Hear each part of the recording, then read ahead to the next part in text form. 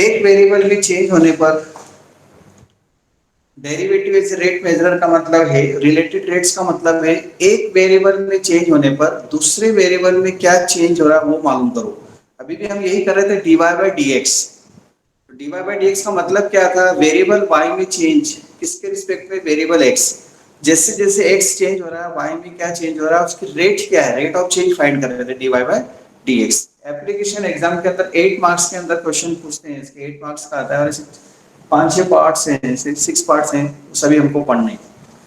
तो एक वेरिएबल में चेंज होने पे दूसरे वेरिएबल में चेंज फाइंड करने के लिए उन दोनों वेरिएबल्स के बीच में रिलेशनशिप मालूम होना चाहिए। बस यही यहाँ पर आके क्वेश्चन थोड़ा टफ हो जाता है। रिलेशनशिप कैसे मालूम होना चाहिए, 9-10 का जो अपने पास नॉलेज है या ज्योमेट्री का जो भी नॉलेज है उसके हेल्प से हम या तो वो फॉर्मूले बनाएंगे या ज्योमेट्री का यूज करके रिलेशनशिप बन जाएगी। जिसने ये चीज पकड़ ली उसके लिए वो इजी हो जाता है, जो ये चीज पकड़ नहीं पाता तो एओडी बच्चों को इसलिए टफ लगता है। क्योंकि इसके एप्लीकेशन अभी तक क्या हो रहा था कि आपको y और x के बीच में रिलेशनशिप डायरेक्ट गिवन थी क्वेश्चन में, ये y है ये x है, इधर या y और x कनेक्टेड थे, इम्प्लिसिट फंक्शन थे, एक्सप्लिसिट फंक्शन थे, लॉग से जैसे भी व्हाटएवर पैरामीट्रिक फंक्शन फंक्शन तो ये जितने भी थे ये सब में आपको रिलेशनशिप दे रखी थी क्वेश्चन के अंदर कि y इक्वल टू ये है, लो चलो डिफरेंशिएट करो, फिर आप देखते थे किस टाइप का डिफरेंशिएशन है। लेकिन यहाँ पर आपको वो दिया नहीं है, यहाँ पर उसकी एक वर्ड प्रॉब्लम दी होगी। जैसे आपको याद हो तो linear equation in two variables के क्वेश्चन सॉल्व करते थे तो फादर एज और सन एज के क्वेश्चंस होते थे, फिर आप उनको पढ़कर उनमें रिलेशनशिप बनाकर इक्वेशंस बनाते थे दो वेरिएबल की, फिर उनको सॉल्व करते थे। बस वही यहाँ पर एक, यहाँ पर क्वेश्चन को पढ़कर आपको क्या करना पड़ेगा, उनके बीच में एक रिलेशनशिप बनानी पड़ेगी या कोई ना कोई फॉर्मूला होगा पुराना जो हमें आता है। बस अगर आपने वो लिख लिया और किसमें चेंज और किसमें चेंज फाइंड करना है ये ध्यान रखेंगे तो सॉल्व हो जाएगी प्रॉब्लम। जैसे थोड़ी देर के लिए एक सर्कल सर्कल अब जैसे सर्कल बोला ना, तो सर्कल से रिलेटेड जो भी फॉर्मूले एकदम हमारे माइंड में आ जाना चाहिए, क्या सर्कल में ये चीजें होती हैं, उससे रिलेटेड क्या क्या चीजें होती है, सर्कल में क्या क्या चेंजेस आते हैं किसके चेंज होने से। तो आपको पता है अगर सर्कल की मैं रेडियस चेंज करता जाऊं, इसकी रेडियस चेंज करता जा रहा हूं, तो नमन अग्रवाल मुझे बताओ क्या चेंज हो रहा है इसके साथ साथ, रेडियस के चेंज करने के साथ साथ इसमें क्या चेंज दिख रहा है आपको, एरिया। नमन? एरिया में चेंज दिख रहा है और सरकमफ्रेंस, सरकमफेरेंस। यस। तो एरिया में भी चेंज हो रहा है, सरकमफ्रेंस में भी चेंज हो रहा है। अब क्वेश्चन में जो पूछा होगा उसके अंदर हम चेंज फाइंड करेंगे, या तो एरिया में चेंज पूछा होगा उसने और या फिर सरकमफ्रेंस में चेंज पूछा होगा। अब आपको पता है कि एरिया में जो चेंज होता है तो एरिया का क्या फॉर्मूला होता है ये हमको मालूम है। तो एरिया का फॉर्मूला क्या होता है, पाई आर स्क्वायर, अगर एरिया में पूछा है चेंज, और अगर सरकमफ्रेंस में पूछा है तो ये वाला फॉर्मूला लगा दो, डिपेंड करता है क्वेश्चन के नेचर पर। अब ये रेडियस में चेंज हो रहा है, देखो रेडियस चेंज होती जाती है, बड़ा होता जा रहा है ना, एरिया और सरकमफ्रेंस दोनों चेंज होती जाती है, तो रेडियस में चेंज हो रहा है, ये वर्ड जो मैं यूज कर रहा हूं इसको हम यहाँ मैथमेटिकली, रेडियस में चेंज हो रहा है जो वर्ड है उसको मैथमेटिकली हम लिखते हैं dr by dt, this is rate of change, rate of change in radius. With respect to नहीं लिखा जाता है, टी जब होता है तो with respect to word use नहीं होता है क्योंकि T with respect to understood है। तो जब रेट ऑफ चेंज वर्ड मिलता है क्वेश्चन में कि इसका इतना रेट से चेंज हो रहा है, इसका मतलब वो टाइम के रिस्पेक्ट में, टी के रिस्पेक्ट में ये अंडरस्टूड होगा, ये बात ध्यान रखें आप। इसमें तो विथ रिस्पेक्ट तो लिखा ही नहीं किसके रिस्पेक्ट में चेंज है, तो रेडियस में चेंज आपको दे रखा है, दिस गिवन, ये गिवन है, ठीक है। फाइंड चेंज इन एरिया, ये क्वेश्चन है हमारा। फाइंड चेंज इन एरिया लिखा है, देखो फिर चेंज वर्ड आया, only change change, find change in area, इसका मतलब है dA by dt, ये हमको फाइंड करना है। अब हमें dA by dt फाइंड करना है, dr by dt गिवन है, ये मतलब होगा इन क्वेश्चंस का। तो अब अपने को dA by dt फाइंड करना है और रिलेशन ये होती है हमें मालूम है, तो हम क्या लिखेंगे, a equal to pi R square है, इसको डिफरेंशिएट करेंगे t के रिस्पेक्ट में,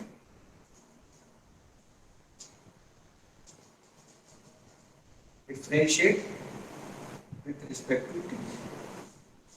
देखो a का डिफरेंशिएट dA by dt, जैसे यहाँ y होता तो dy by dx लिखते, अगर x के रिस्पेक्ट में करते, t के रिस्पेक्ट में करें तो t लिखूंगा, फिर अपाई आर स्क्वायर का 2r, जैसे एक्स स्क्वायर का 2x होता है, पर ये r है, t नहीं। t होता तो फिर यहाँ 2t लिख देता ना हमें, और ये तो r है, तो r का भी होगा डिफरेंशिएशन ना। बात समझ में, r का भी, इसलिए dr by dt लिखा है। अब ये dr by dt क्वेश्चन में गिवन है, this is given in question. यहाँ पुट कर देंगे 2 बाई r, मान लीजिए थोड़ी सी देखेंगे 5, एज्यूम किया मैंने, समझाने के लिए लिख रहा हूँ, एज्यूम 5 दे रखा है, 5 सेंटीमीटर पर सेकेंड ऐसा कुछ लिखा है, मान लो रेडियस में चेंज है ना, तो रेडियस में चेंज सेंटीमीटर में होगा, पर सेकेंड टाइम इसलिए तो सेंटीमीटर पर सेकेंड, तो ये आपका 5 हो गया। तो टोटल कितना है, 10 पाई, और r भी है, ये r की वैल्यू भी गिवन होगी फिर क्वेश्चन। मान लो r इक्वल टू 2 दिया है, अब ये r इक्वल टू 2 जो दिया है ये भी क्वेश्चन में दिया हुआ है, लेकिन इस r इक्वल टू 2 का यूज सबसे लास्ट में करना है। कुछ स्टूडेंट क्या करते हैं, थोड़ा भी सोचते नहीं, वो r इक्वल टू 2 पहले यही पुट कर देते हैं, और फिर डिफरेंशिएशन करेंगे तो क्या होगा बताओ नमन, अगर यही पुट कर देंगे r इक्वल टू 2 शुरुआत में, जीरो जीरो। जीरो हो जाएगा, मतलब रेडियस चेंज करेंगे तो एरिया में कोई चेंज ही नहीं हो रहा, कांस्टेंट जीरो हो गया। तो इतना तो सेंस यूज करना चाहिए 12th क्लास का बच्चा है कि अभी यहाँ पे कोई पुट करो, डिफरेंशिएशन कर व्हेन r इक्वल टू 2 ऐसा लिखा होता है क्वेश्चन में, इतना ये वर्ड होता है व्हेन r इक्वल टू 2, तो r इक्वल टू 2 पर चेंज फाइंड करना है, तो फिर फाइनली कितना आंसर हो जाएगा 20 बाई सेंटीमीटर स्क्वायर पर सेकंड। इस तरह से एक एग्जांपल देखिए मैंने समझाया, इसकी थ्योरी से इतनी है, मतलब वर्बली ही समझाई जा सकती है, इसमें इसके अंदर नोटेशन कुछ है कि बस एक वेरिएबल में चेंज फाइंड करना, रिलेटेड रेट्स वर्ड लिखा है, मतलब एक वेरिएबल में चेंज होने से दूसरे वेरिएबल में चेंज फाइंड करो, पर उन चेंजेस के बीच में रिलेशनशिप आपको सोचनी पड़ेगी, आपका दिमाग लगाना पड़ेगा, आपको पुराने नॉलेज से उसको लिखना पड़ेगा। जैसे मैंने ये यूज किया pi R square area of circle, अगर आपको ये फॉर्मूला याद नहीं है तो फिर खत्म हो जाएगी बात, को ये बेकार लग जाएगा चैप्टर, समझ में नहीं आना, और ये आ जाएगा समझ में, क्यों इतना सबको आता है, क्योंकि कोई ऐसे उठपटांग क्वेश्चन नहीं देते कि कुछ तो भी पूछ लिया हो, आईआईटी वाले क्वेश्चन तो अपन करते भी नहीं ना, उस लेवल का पढ़ते ही नहीं है। आई थिंक मेरी बात क्लियर है, कोई डाउट है तो पूछिए please. Okay, take the screenshot, और स्क्रीनशॉट ऐसा लेना कि डेट दिख जाए इसमें प्लीज। सर वो नीचे सर नहीं वो दिख रहा। नीचे का नहीं दिख रहा फिर। हाँ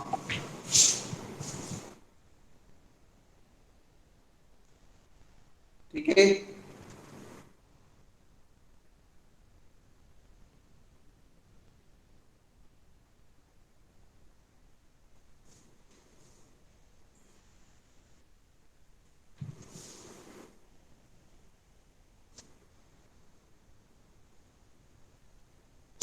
इसकी डीपीपी आपको आज इवनिंग में 9 o'clock तक सेंड कर दूंगा मैं, रात को 9 बजे तक आपके पास इसकी डीपीपी आपके गूगल क्लासरूम में आ जाएगी, वहां से इनके क्वेश्चंस को हम सॉल्व करेंगे। और जो क्वेश्चन नंबर 1 है वो मैं बता रहा हूँ आपको, वो ये है, देखिए इसमें लिखा हुआ है एप्लीकेशन ऑफ डेरिवेटिव, और ये फर्स्ट पार्ट पढ़ेंगे Naman Agrawal, can you read Naman? Sir clear नहीं है, क्लियर नहीं दिख रहा। अच्छा, किसी क्लियर दिख रहा है वहां, यस सर। दिख रहा है क्लियर क्या आपको? हाँ सर, आधा क्वेश्चन दिख रहा है, ऑलवेज रिमेन स्फेरिकल वगैरह। अब नहीं बलून। क्वेश्चन नहीं, derivative as a rate measure related rates, ये टॉपिक का नाम है, थोड़ा लाइट है वो इसलिए शायद नहीं दिख रहा होगा।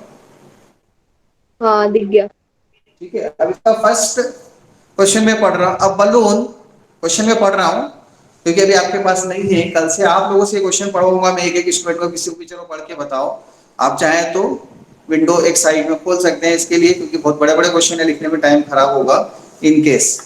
A balloon which always remain spherical, a balloon which always remain spherical, एक बलून है जो हमेशा स्फेरिकल शेप में रहता है। अब स्फेयर के बारे में माइंड में सोचना है, जैसे सर्कल था स्फेयर आ गया, हैज अ वेरिएबल डायमीटर, उसका डायमीटर वेरिएट हो रहा है, वेरिएबल डायमीटर मतलब डायमीटर में चेंज हो रहा है, डायमीटर में चेंज हो रहा है मतलब रेडियस में भी चेंज हो जाएगा, ठीक है, तो डायमीटर में चेंज हो रहा है, और diameter has a variable diameter 3/2 2x + 1।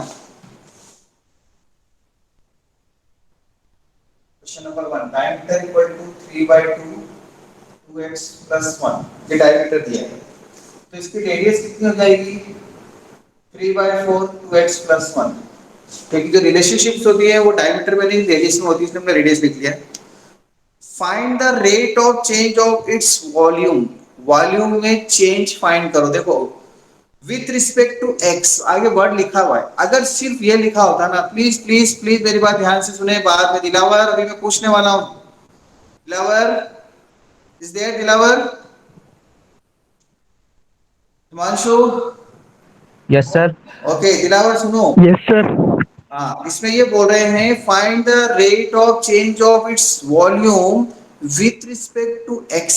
अगर ये विथ रिस्पेक्ट टू एक्स नहीं लिखा होता तो हम वॉल्यूम में चेंज मतलब डीवी बाई डी लिखते, पर विथ रिस्पेक्ट टू एक्स लिख दिया है ना, तो डीवी बाई डी लिखेंगे। मतलब आपको डीवी बाई डी फाइंड करना है, डीवी बाई डी फाइंड करना है वॉल्यूम में चेंज।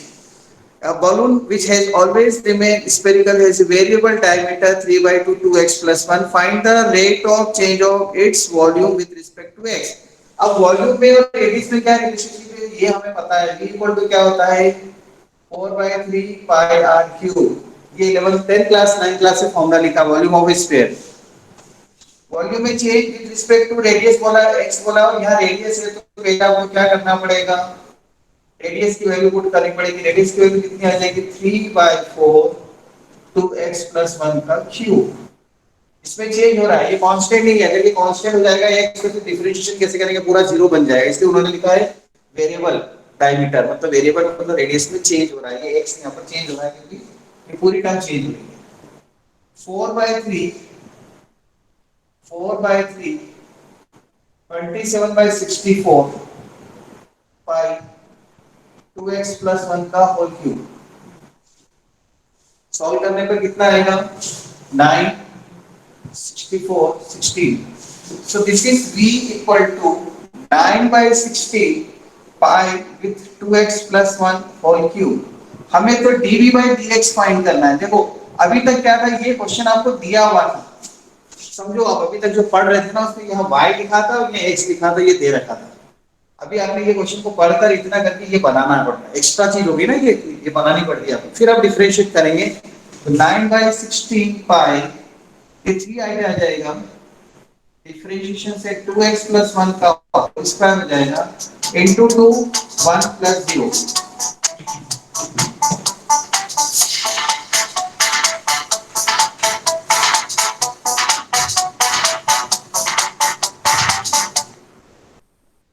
हेलो,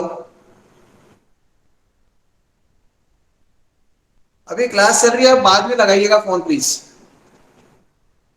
अभी क्लास चल रही है, फोन बाद में फोन लगा लीजिए 8 8:30 बजे तक।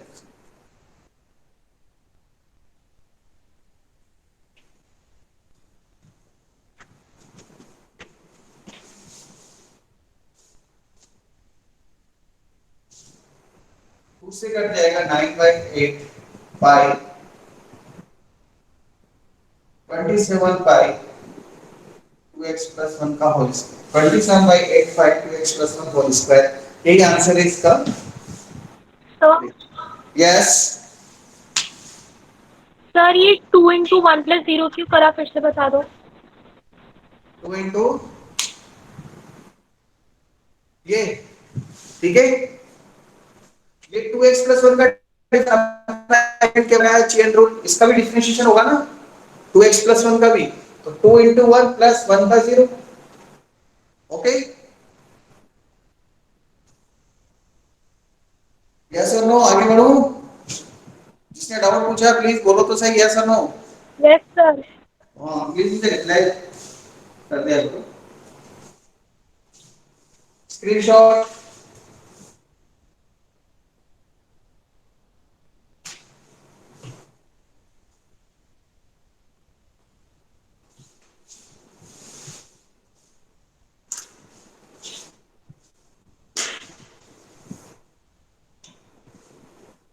क्वेश्चन नंबर 2,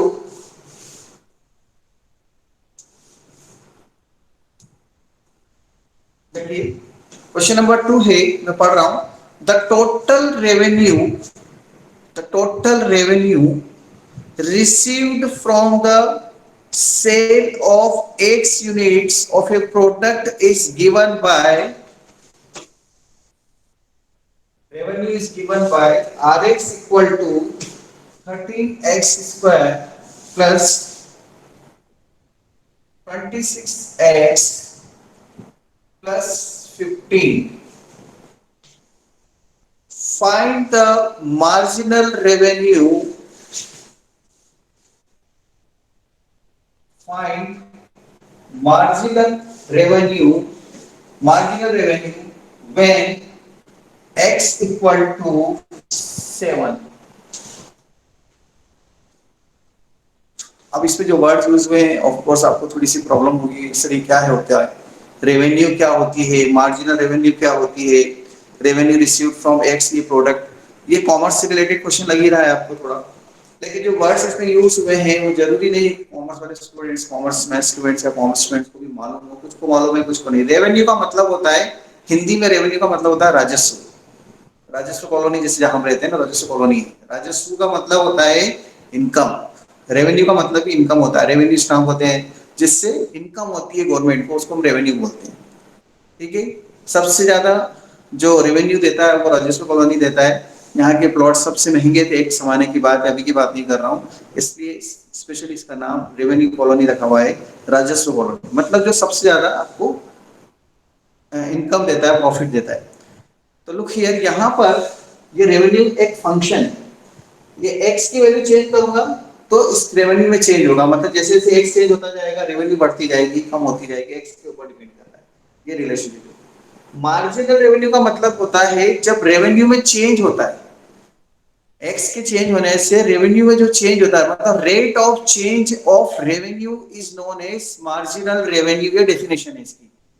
जैसे हम बोलते हैं, अगर साइंस के स्टूडेंट्स की लैंग्वेज में बोलूं, rate of change of displacement, rate of change of displacement, तो आपके माइंड में एकदम क्या आएगा, क्या आएगा, वेलोसिटी। वेलोसिटी।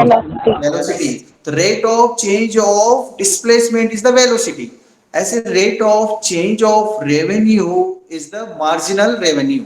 ठीक है, ये डेफिनेशन है जो कॉमर्स स्टूडेंट्स अपने लेवल पे यूज करेंगे, हायर क्लासेस में हो सकता है या कहीं ना कहीं किसी जगह आए किसी चैप्टर में। तो dr by dx is the marginal revenue, this is to be determined, ये आपको डिटरमाइन करना है। तो dr by dx को फाइंड करने के लिए हम क्या करेंगे, डिफरेंशिएट कर देंगे इसको, 26x plus 26 plus 0 when x equal to 7, ये भी आपको बताया था, जैसे मैंने रेडियस 2 बोली थी ना, ये 7 x equal to 7, तो 7 पहले नहीं पुट करना है, यहाँ पर ये 7 का पुट करना है, डिफरेंशिएशन करने के बाद उसको ऐसे लिखते हैं, when x equal to 7, 26 into 7 plus 26, 26 into 7 plus 26 solve करने पे कितना आएगा, 26 8 208, this is the answer, rupees 208. Any doubt? Take the screenshot.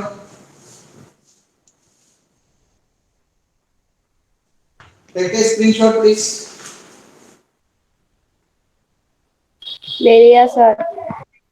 Okay.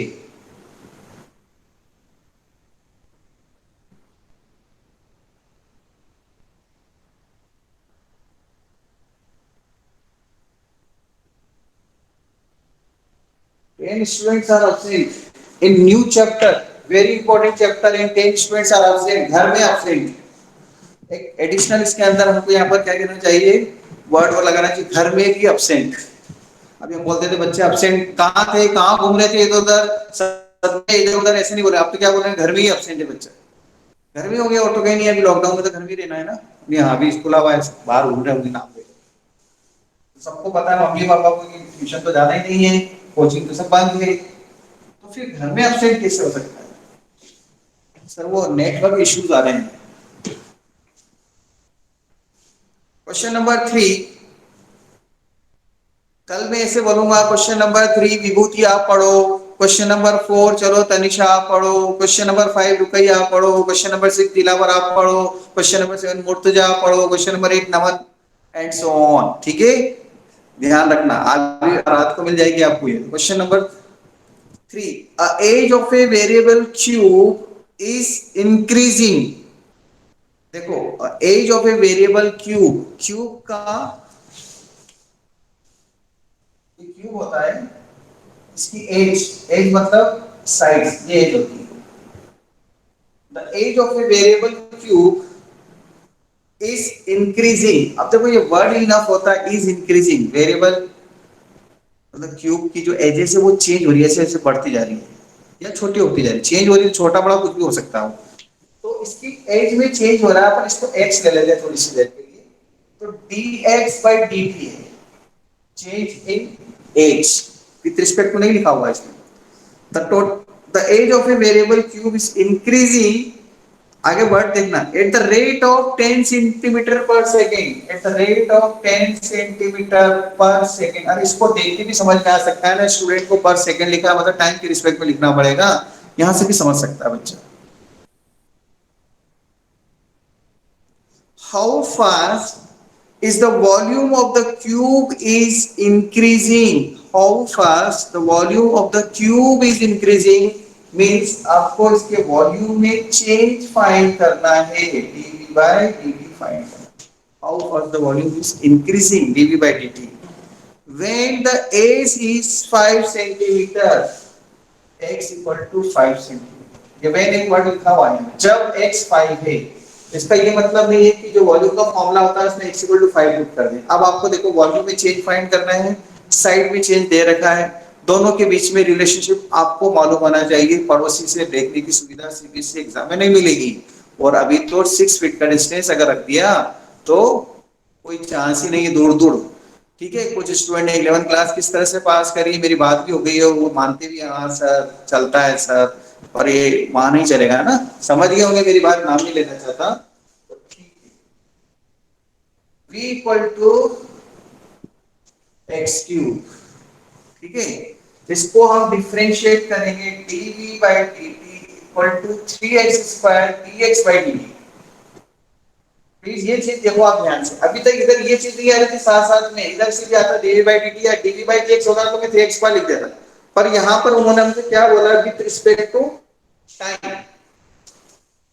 अब यहां पुट करेंगे x की वैल्यू 5 और dx by dt कितना है 10, 25 75 750 आ जाएगा, dv by dt centimetre cube पर सेकंड, क्योंकि वॉल्यूम की यूनिट सेंटीमीटर क्यूब होती है। साइंस स्टूडेंट तो यूज ही करते हैं, डे नाइट उनका तो ये काम ही है, फिजिक्स केमिस्ट्री है, लेकिन कॉमर्स स्टूडेंट कम यूज करते हैं, पर इतना तो पता है 10 तक यूज किया है उनको।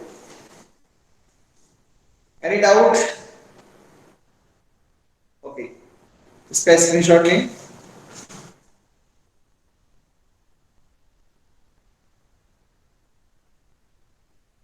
Next question number 3, question number 3 था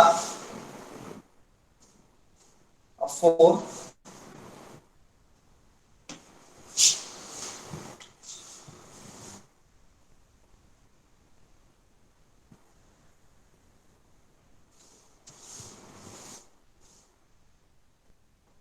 question number 4, the radius of a circle is increasing uniformly at the rate of 4 centimeter per second। अभी समझाया था ना जो थ्योरी में एग्जांपल, वो यही है। the radius of a circle is increasing uniformly at the rate of 4 centimeter per second। Radius में चेंज हो रहा है, मतलब dr by dt गिवन है 4 सेंटीमीटर पर सेकेंड से रेडियस में चेंज, रेडियस ये गिवन है। Find the rate at which the area of circle is increasing. Area of circle is increasing मतलब किसमें चेंज फाइंड करना है, ए में, dA by dt फाइंड करना है। विद रिस्पेक्ट टू नहीं लिखा है ना, इसलिए dt लिख रहे हैं हम। When the radius is 8 centimetre, r equal to कितना है 8 सेंटीमीटर, इसका लास्ट में यूज करेंगे हम। अब हमें पता है इन दोनों का formula a equal to relationship जो होती है एरिया में और रेडियस में, वो रिलेशनशिप क्या होती है, pi r square, differentiate with respect to t 2 pi r dr by dt, dr by dt आपको 4 दिया है और r 8 दिया, दोनों यहां पुट कर दो, r 8 ये 4, 64 पाई सेंटीमीटर स्क्वायर पर second, dA by change in area। Without question number 5 में पढ़ रहा हूं, सॉल्व आप करेंगे स्क्रीनशॉट में। रेडी? नोटबुक पास में है आपके?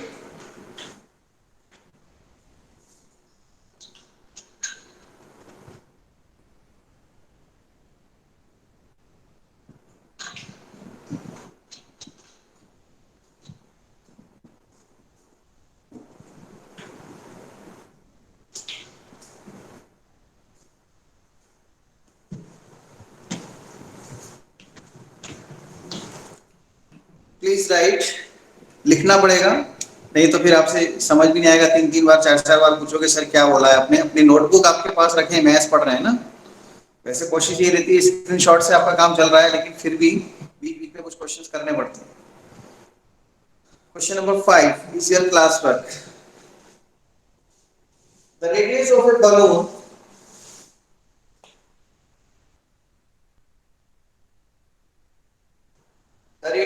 balloon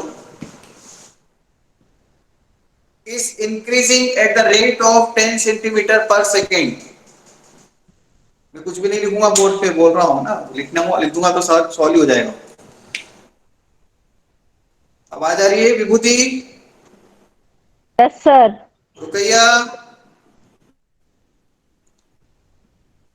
Ruqaiya, wishes,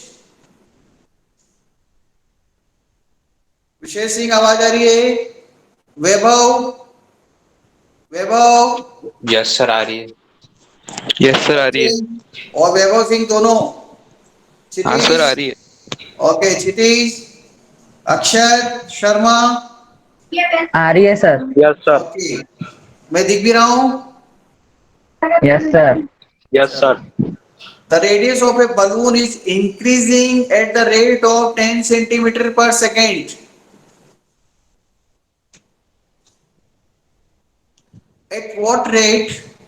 At what rate is the surface area of the balloon? Is the surface area of the balloon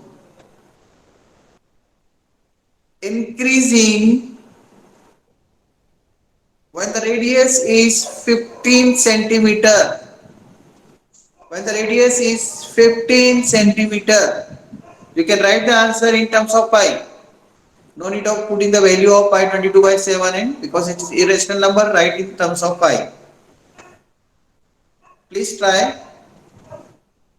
It will not take more than 1 minute. Similar problem है यहाँ पे board पे solve करनी है। Please try first. जिस भी एक student से मैं आंसर पूछूंगा, आंसर बताना है मुझे। सर रेडियस क्या था, फिर से बोल दीजिए। At what rate the surface area of the balloon increasing when the radius is 15 centimeter? 15.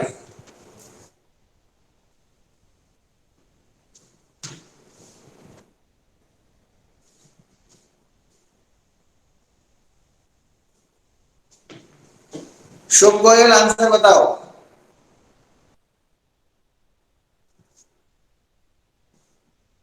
शुभ गोयल,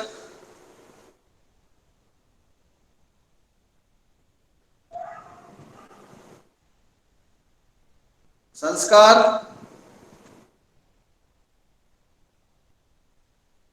संस्कार बंसल,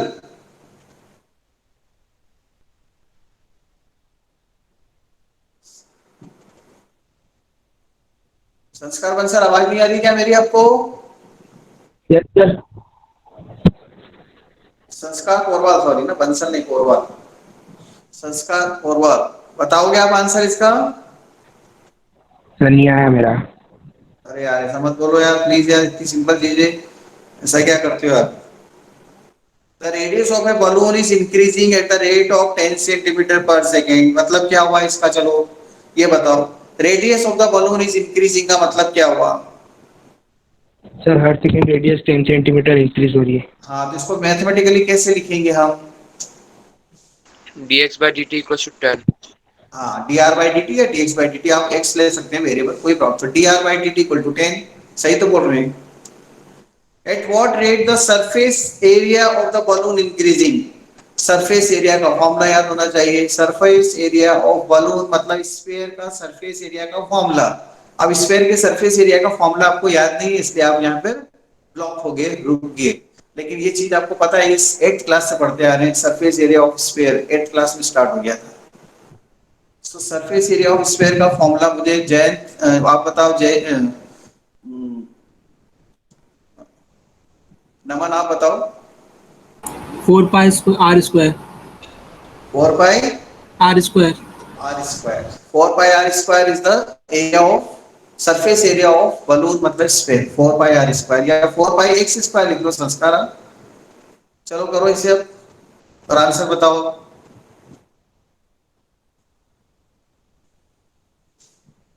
4 पाई एक्स स्क्वायर लिखकर उसका डिफरेंशिएशन करना है।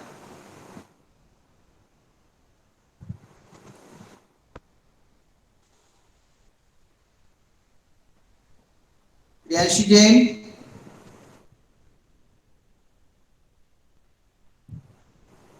Yes sir. कितना आंसर आया आपका? Sir 1200 pi. Yes, very good. 1200 pi centimeter is the correct answer. 1200 pi centimeter square. ठीक है संस्कार। 4 पाई आर स्क्वायर का डिफरेंशिएशन 8 पाई आर हो जाएगा। आर की वैल्यू 15 पुट कर दो और 10 पुट कर दो किसकी प्लेस पर? D R by D T की प्लेस पर and done. Question number 6।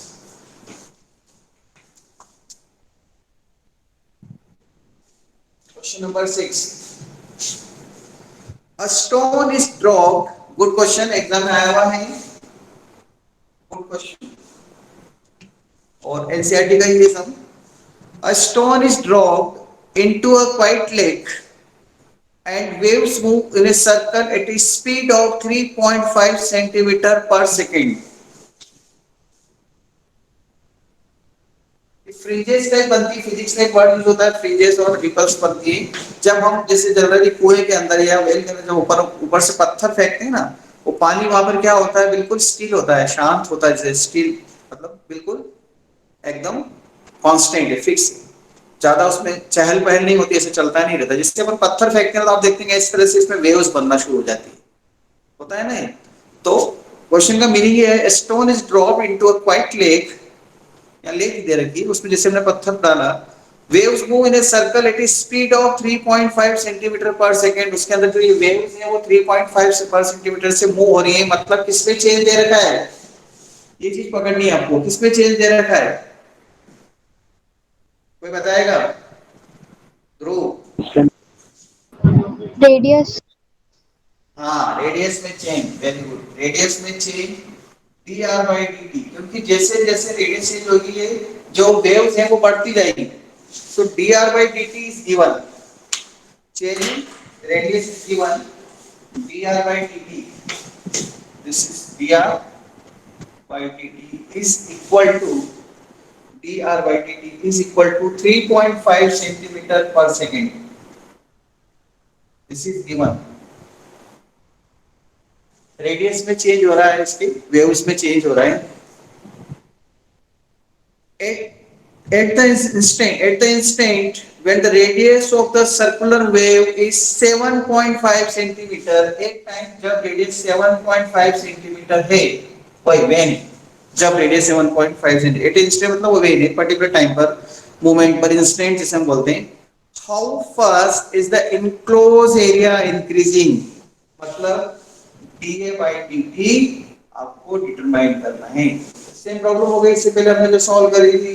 Only the relationship between these two variables is a and r is pi r square dA by dt, differentiate with respect to t, 2 pi r dr by dt. The value of r is given 7.5 into dr by dt is also given 3.5. इन दोनों को solve करेंगे हम। 7.5 3.5 into 2, ये पूरा result आपको according to the answer दिख रहा हूं मैं 52.55 सेंटीमीटर स्क्वायर पर सेकंड। ये answer. Question number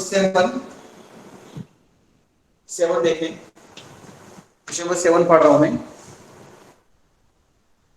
a particle moves along the curve, एक पार्टिकल है जो अलोंग द कर्व मूव कर रहा है। देखो, a particle move along the curve, ये वहां पे कर्व है, दिस इज कर्व, और ये पार्टिकल है p, इसमें कोऑर्डिनेट हम x, y ले लेते हैं। मान लो थोड़ी सी तरह की एक एंड है, एक चींटी है जो चल रही है, ये इस तरह से, उसके चलने से एक पाथ ट्रेस होगा ना, ये रास्ता बन रहा है। तो आपको लोकस के बारे में बताया था पिछले साल हमने, किसी पॉइंट के चलने से बना हुआ रास्ता। तो यहाँ पे मान लो एक पार्टिकल p है, वो चल रहा है और इस अलोंग द कर्व, और इस कर्व की इक्वेशन मतलब लोकस दे रखा है इसका 6y = x² x³ + 2, 6y = x³ + 2 ये दे रखा है कर्व। ये हमको थोड़ी पता है कि इसकी इक्वेशन क्या होगी, ये नहीं बता सकते हैं, इसलिए क्वेश्चन में दे दिया उन्होंने। अभी तक सब लोगों को ये पता था πr² रेडियस और एरिया में रिलेशनशिप, इसमें मालूम नहीं है, इसमें दिया है क्योंकि पता नहीं हमें लोकस कौन सा है। तो 6y = x³ + 2 is the path of A point, और जिस कर्व के ऊपर वो चल रहा है उसकी equation. Find the point on the curve at which the y coordinate is changing 8 times. ये वर्ड सुनना आप, वापस बोल रहा हूँ, y coordinate is changing, y coordinate is changing 8 times as fast as x coordinate. y coordinate में जो change है वो 8 टाइम से x coordinate में जो भी चेंज हो रहा है उसका, नहीं बोलते हैं फादर की एज, सन की एज की 8 टाइम्स है, 7 टाइम्स है, वो एज में रिलेशनशिप होती थी। वहां पर रिस्पेक्ट टू ऐसा नहीं आता था, चेंज वर्ड नहीं आता, यहाँ चेंज वर्ड लिखा हुआ है, इसलिए हम लिखेंगे dy/dt, y coordinate changing 8 times of x coordinate, ये गिवन है, this is given, dy/dt = 8 times of dx/dt। हमें क्या फाइंड करना है, x और y फाइंड करना है, x कितना है और y कितना है, क्योंकि कोऑर्डिनेट्स फाइंड करने हैं ना, तो x और y फाइंड करना पड़ेगा। एनी डाउट प्लीज आस्क, ये वाली स्टेप समझ में आ गई। y कोऑर्डिनेट में चेंज, x कोऑर्डिनेट के चेंज का 8 टाइम्स चेंज, इसलिए dt इतना है, देखो dt। मुझे बाद में समझाने की प्रॉब्लम इसलिए आती है कि यार अगली बार आपको इतनी ढंग से बताइए कि चेंज वर्ड है मतलब विद रिस्पेक्ट टू t, इसलिए dt लिखना है, और अगर आप सीधे लिख दें y = 8x, सब गलत हो गया। y = 8x नहीं चलेगा, जैसे कि dt से dt काट दो, d से d काट दो, y = 8x हो गया सर, और ब्रैकेट में लिख रहा तरुण सर ने पढ़ाया, ऐसा नहीं है, चेंज वर्ड। इसको डिफरेंशिएट करते हैं, ये 1 * given है, differentiate with respect to t, यहां से dy/dt 3x² dx/dt, साथ में dx/dt भी आएगा। अब देखो dy/dt के लिए हम क्या कर सकते हैं, 8 times dx/dt = 3x² dx/dt। Next step में dx/dt कॉमन ले लेता हूं, कट नहीं करना, 8 - 3x² लेफ्ट साइड में लिया है इसको, 8 - 3x² = 0। This dx/dt is never equal to 0, ये 0 नहीं हो सकता, therefore अगर ये रेट ऑफ चेंज अगर 0 हो जाएगा x में, तो फिर कोई मतलब ही नहीं होगा, पॉइंट वहीं वहीं बैठा हुआ है, चेंज ही नहीं हो रहा है, इसलिए क्या चेंज हो जाएगा, 3x² = 4 8, तो x की वैल्यू कितनी आ जाएगी, +-2। जब x की वैल्यू +-2 आ जाएगी तो बाय 1 हमको y मिल जाएगा कि नहीं, यहां से बताओ, y मिल जाएगा, +-8 + 2 कितना आएगा, यहाँ पर 8 + 2 तो 10 आ जाएगा, और एक -6 आ जाएगा, तो आंसर हो जाएगा 10, 2 -2 -6, इसका आंसर। कोई डाउट?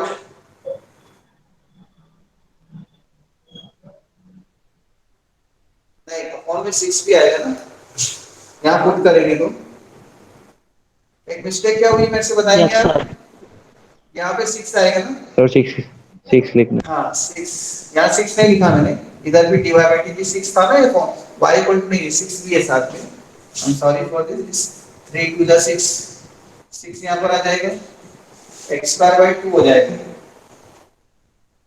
x के लिए हमको कितनी मिल जाएगी यहाँ पर 16, तो ये +-4 हो जाएगा, इससे ये y आ जाएगा, यहाँ पे ये 6 लिखना भूल गया था मैं, इसलिए वो आंसर पेश नहीं हो रहा, आंसर को देख के पता लगा।